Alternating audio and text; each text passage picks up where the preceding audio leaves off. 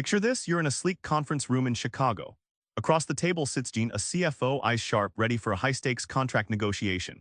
But just as the numbers start flying, Jean reveals she values respect more than money. Suddenly, the game changes.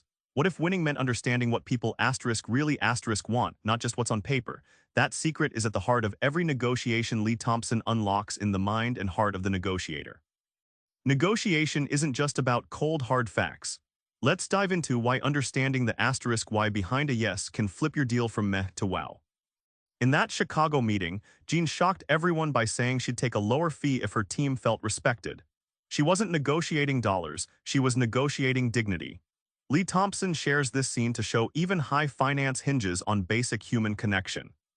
Negotiators aren't robots, they're jazz musicians riffing off each other's cues in real time. The book compares negotiation to jazz improvisation. Each player listens deeply, adapts, and responds creatively.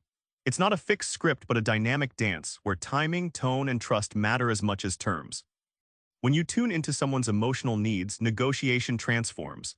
Thompson highlights that empathy doesn't just soften deals, it unlocks better agreements. Recognizing others' deeper desires can turn an adversary into an ally, showing it's as much heart as mind at the table. Now let's switch gears. Not all negotiation moves are created equal. In fact, some kill deals fast. Here's how to dodge the most common negotiation landmines. Thompson recounts a classic Silicon Valley startup battle. Both sides assumed the deal was a fixed pie. If one gained, the other lost. They battled over scraps, ignoring creative options that could have expanded the value. It's a cautionary tale showing how mental models limit outcomes before talks even start. Anchoring is like a trapdoor your brain falls through. If the first number dropped is $1 million, suddenly everything revolves around that, even if it's arbitrary. Negotiators unintentionally lock themselves in. The book explains this with an elevator pitch analogy. Once you set the floor, your options shrink dramatically. In negotiations, overplaying your winning hand backfires. Thompson shares a political case where a negotiator who pushed too hard created resentment. The lesson: winning isn't about crushing the other side. It's about preserving relationships for future deals because bridges often matter more than the prize. Finally, let's uncover what it takes to become a negotiation ninja, someone who blends sharp strategy with emotional savvy for knockout results. Thompson emphasizes preparation as the game changer, like when a Fortune 500 executive prepped for months before a China deal.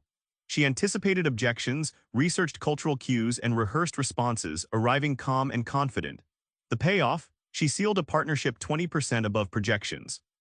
Active listening isn't just nodding, it's decoding what's unsaid. The book shares a story from a family business negotiation where the son heard his dad's frustration beneath the polite words, enabling a breakthrough.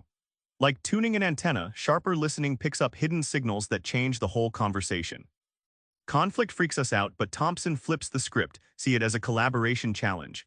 If you think negotiation is a wrestling match, you miss the magic of joint problem-solving. When both sides partner to solve puzzles, the deal isn't a zero-sum game, it's a win-win stepping stone. Back in that Chicago room, Jean's story comes full circle. It wasn't just strategy or numbers that won the day, it was understanding her real needs beyond the dollars. Negotiation is at once a mind game and a heart game.